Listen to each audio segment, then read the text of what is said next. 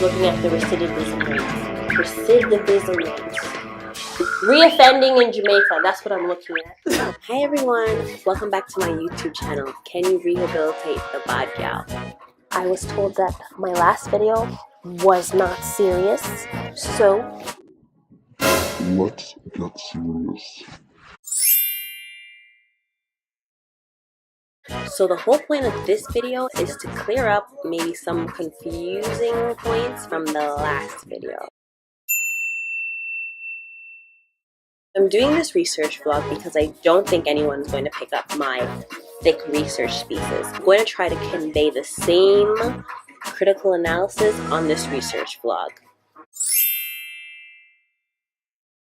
My project investigates the programs and services available to Jamaican women when they are released from Jamaican correctional centers. It's kind of tricky now because I don't have research ethics approval yet, so I'm doing a lot of my vlogs on my preliminary research. I will be in Jamaica for 4 to 6 months. I will be interviewing Jamaican women, service users, and the service providers. Before I go to Jamaica, I've done some preliminary research, and the research shows research that I've seen is either 1, outdated, or 2, doesn't include the voices of women.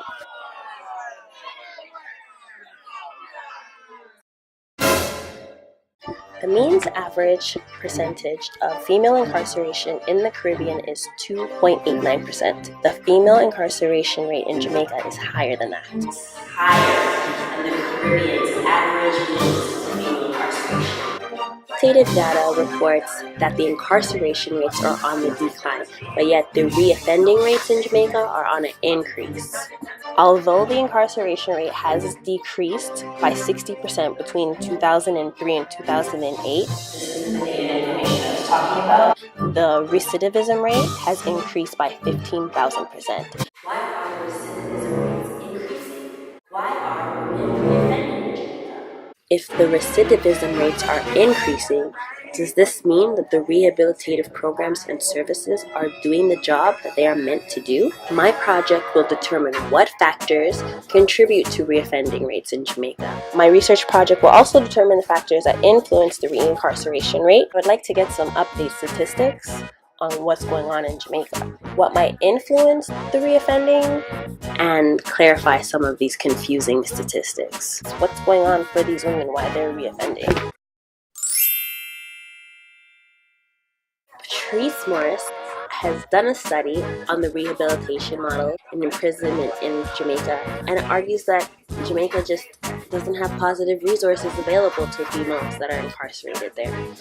But this study was done in 2008. I would like to see if this is still the case for females in Jamaica. Vanna Lawrence, a previous director of rehabilitation at the Department of Correctional Services in Jamaica, in 2008 did a review on the overcrowding in the prisons. So in 2003, there were 371 incarcerated women and 1 reoffender. In 2008, there were 148 incarcerated women and 16 reoffenders.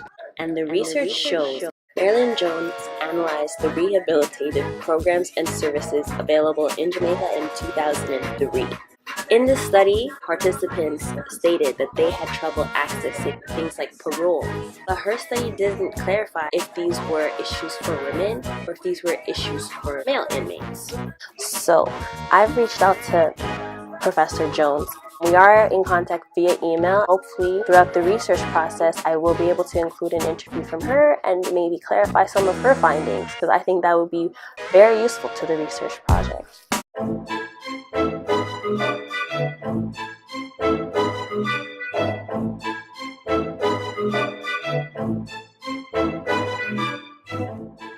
I want these women to actually say what they're going through, so that maybe any recommendations from this project can actually make a real impact towards female incarceration, female rehabilitation in Jamaica. It's critical to have women service users as participants in my project so that their experiences are spoken for.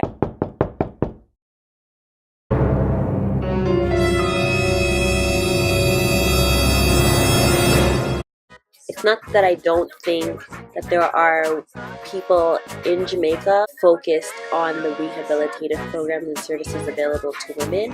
I just want to be able to highlight that. The reason why I'm doing this vlog is not to exploit anyone's personal experiences or anything that they're going through. I really just want to include women's voices in incarceration in Jamaica. Asking for research participants and for people to be vulnerable with me, and then again, me being in front of the camera is also being very vulnerable as I position myself in the research.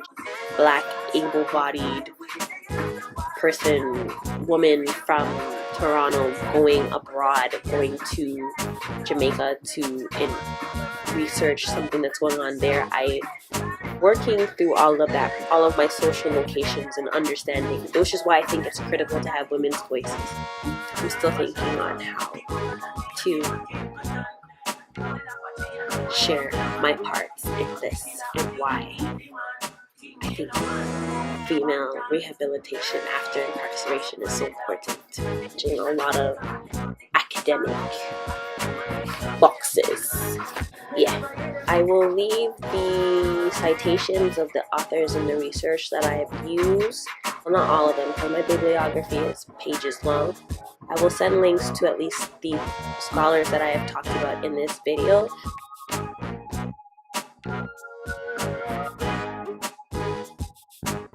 Continue to follow me on this research journey.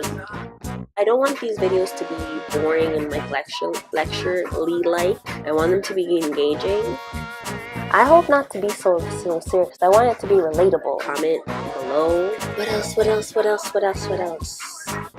Offer feedback, like, subscribe. I really hope that this gets interesting. The contact information is all on my channel.